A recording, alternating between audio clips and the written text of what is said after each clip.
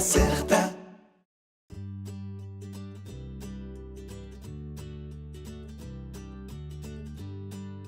Vous voulez lancer votre propre entreprise, mais vous ne savez pas encore quelle forme juridique convient le mieux à vos idées. Avec Stéphanie, on va vous donner un bref aperçu des différentes possibilités qui s'offrent à vous. Bonjour Stéphanie. Bonjour Frédéric. Quels sont les différents types de sociétés qui existent ? Alors depuis le 1er novembre, on ne fait plus de distinction entre une entreprise commerciale ou non commerciale. On parle d'entreprise soumise à inscription. Alors il y a différents types d'entreprises. Il y a l'entreprise unipersonnelle, style société en commandite simple ou société en non collectif, qui ne demande pas d'inscription ou de passage plus exactement chez le notaire. Il y a les sociétés en coopérative, les sociétés privées et les sociétés anonymes qui s'adressent plus particulièrement aux grosses entreprises. D'accord. Qu'est-ce qu'en fait une entreprise unipersonnelle ?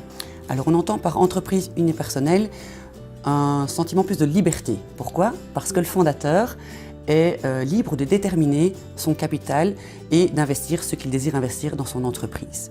Mais attention, revers de la médaille, il y a une responsabilité illimitée dans ce type d'entreprise unipersonnelle.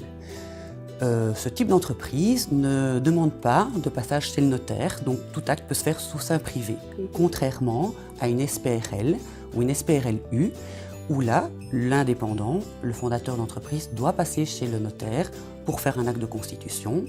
La responsabilité, notamment, est limitée, par contre, dans ce type d'entreprise. Il existe maintenant ce qu'on appelle une SPRL starter.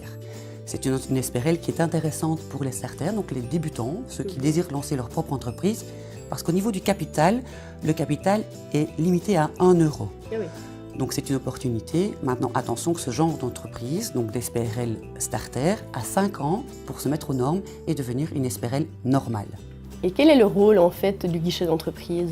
Alors le guichet d'entreprise accompagne le fondateur de son entreprise unipersonnelle uniquement parce qu'il n'y a pas d'acte chez le notaire.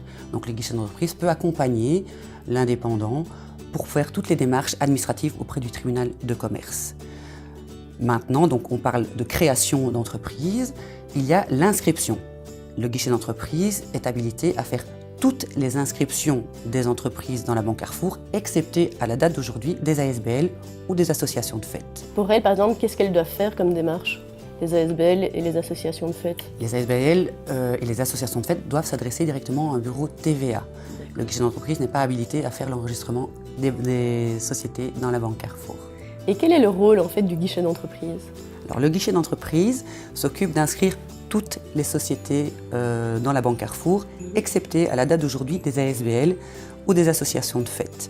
Le guichet d'entreprise est chargé de faire les vérifications nécessaires au niveau de la gestion de base ou des compétences professionnelles pour toute entreprise inscrite en Wallonie ou en région de Bruxelles. Attention que le guichet d'entreprise n'est pas habilité à conseiller l'entrepreneur, donc dans le choix de sa forme juridique. On invite à ce moment-là l'indépendant à contacter son comptable, qui est la personne de référence en fonction de sa situation personnelle. Super. Merci beaucoup pour tous ces renseignements. On espère avoir pu répondre à toutes les questions que vous vous posiez sur les différentes formes juridiques de société. Et pour tout autre renseignement, n'hésitez pas à aller voir notre site jedébute.be.